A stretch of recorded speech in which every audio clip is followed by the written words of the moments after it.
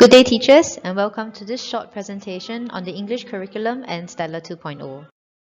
This presentation has two learning objectives. The first is for participants to be able to explain the learner outcomes of the English curriculum and to be able to articulate the three pedagogical emphases for Stellar 2.0. As someone conducting Stellar 2.0 myself, I have torn at my own hair many a times on why are students doing these activities, why are they learning these activities. And so I decided to seek my answers at the one place that may answer it all, which is the English syllabus.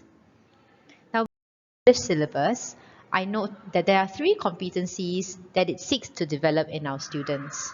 I'll leave you to pause the video to read the details at your own time. That being said, knowing these competencies now sets the foundation and context as to why the syllabus has such goals, emphasis, and activities. So in essence, the syllabus seeks to develop students into empathetic communicators, discerning readers, and creative inquirers. In other words, we are preparing students for their future in the world. And how might that future look like? Certainly, there will be a proliferation of social media and internet activities as we already witness right now. There will be a rise of falsehoods and deepfakes, an increasingly connected and globalized world faced with new challenges and opportunities. The rise of AI and climate change certainly will provide a lot of excitement for our students in the future. I know that my slide here looks a little bleak. It doesn't seem as if the future is very bright. But I believe that with these competencies that we imbue in our students, that future will be wonderful. And those competencies are the three that were earlier mentioned. And this is what I believe will carry our students into and through that future. The ability to communicate sensitively, actively, and empathetically with people from diverse backgrounds. The ability to read critically and discerningly to distinguish fact from falsehood. And last but not least, the aptitude to creatively inquire into their world while gathering and synthesizing information from a wide variety of sources. How then does this translate into actual practice? How to teach this? How do I get students to become these three to be competent in these three areas? So then I refer you to the three pedagogical emphases of Stellar 2.0. Multiliteracies, Metacognition, and Inquiry through Dialogue. The following slides briefly explain what these terms are and illustrate how the guidelines for Unit 6 supports these pedagogies. The first pedagogy emphasis is multiliteracies, which is the ability to communicate meaning across different forms of communication: visual, oral, textual, spatial, gestural, etc. In addition, multiliteracies involves creating an awareness of the factors that frame this communication. What is the purpose of this communication? Who is this communication for? Who is the audience? And what context, under what context is this written or is this being said? And that is why you will notice two emphases in Stellar 2.0. The first would be, we often ask students, what is this text being written for? Who is the audience of the text? What is this text purpose? The second striking would actually be the study of the digital text. Now, rather than being a stimulus to activate prior knowledge, for example, assigning a website to read more about service dogs before actually starting on dogs with jobs, this would be totally different in Stellar 2.0. We now study the digital text, or in other words, the website itself. So you will notice in the guidelines that there are discussions about the text and the acknowledgements, and this becomes the focal point. How do I navigate the website? What do these function buttons in this website, in this digital text represent? Why are they placed there? What is it for? What does it do? In other words, the object of stimulus becomes the object of study. What do these tabs mean? What are they used for? What groups of people might find them useful? I used to think that students would already know this intuitively because they often surf the internet, use YouTube, so on and so forth. But over time, I have now realized that just because they use the internet often, it doesn't mean that they know what these buttons are for. And so I've come to accept and realize that there needs to be a time and space for us to discuss and develop that awareness in students on these functional buttons. Because, like it or not, our students will be referring to all these websites very often and very soon in the digital future. And so therefore they need to know what do all these things mean and what do they do. What does this imply for classroom T&L? I find that being deliberate in focusing on multiliteracy to be rather useful. Now, being deliberate does not mean that I need to do it daily.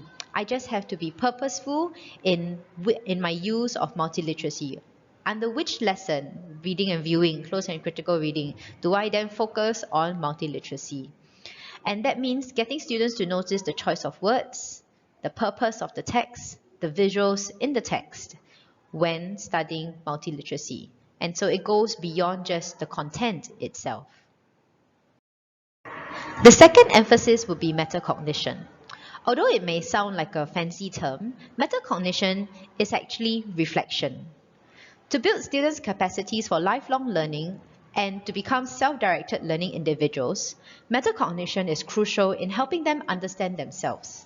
It develops the self-awareness skills in them, which helps them understand how they learn best.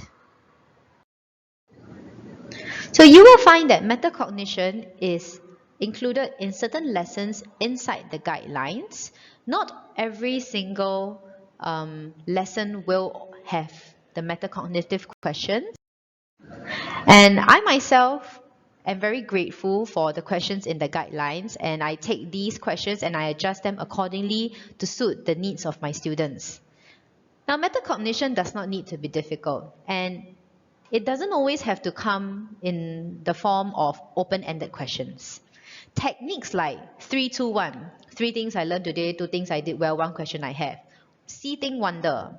2 stars, 1 wish is equally beneficial so long as students are given the time and space to participate in the thinking and reflective process. So here is an example of how students' metacognitive reflection is like. I set about 10 minutes aside for students to think about their learning process and experience. Now, what does this imply in the classroom then? Again, being deliberate is key. And I find that modeling the process of reflection by demonstrating, by being open about my writing and my thought process helps eliminate the scariness or the daunting vibe of the metacognitive reflection task. I used to also think that, LP students are really going to struggle from this. And I sought many different ways to figure out how to get them reflecting on themselves. And that is why I suggest using the 3, 2, 1 framework, the 2 stars and 1 wish, as a way to get them to start thinking about their own thoughts. Now, as for the third pedagogical emphasis, we have inquiry through dialogue, which is essentially about student interaction and knowledge construction. Notice in critical reading lessons and some other lessons as well, you will have pair work and group work. So these are activities planned in the guideline for collaborative inquiry. And so students will be co-constructing knowledge on what the main ideas and supporting details are in Close and Critical Reading 1 for Unit 6. There's also the use of graphic organizers during these collaborative time. And sometimes they will suggest the use of the jigsaw strategy.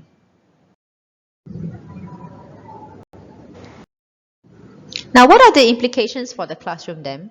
Sometimes as teachers, we are hesitant to let students talk. We know from experience that they will either talk your ear off and go completely off topic and deviate from the subject matter, or we have another group of students who simply do not know what to say. But again, it does not need to be too complicated. Some suggestions that I can offer would be getting students to draw about their story first and then talking to a friend about it.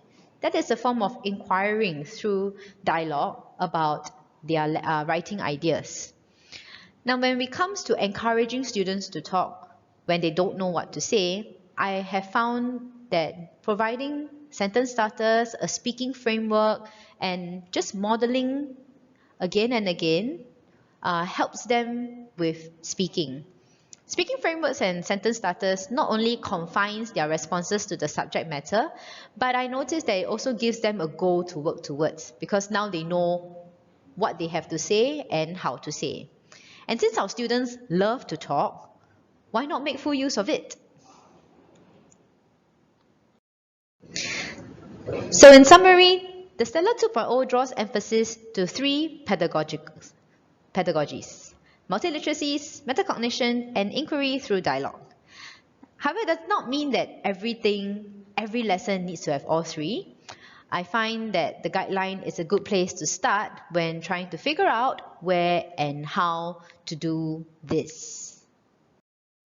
And remember at the end of the day that we're doing all of these things to prepare our students to become empathetic communicators, discerning readers, and creative inquirers.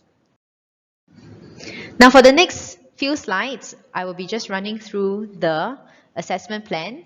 So there will be no audio for the subsequent ones. Please just view.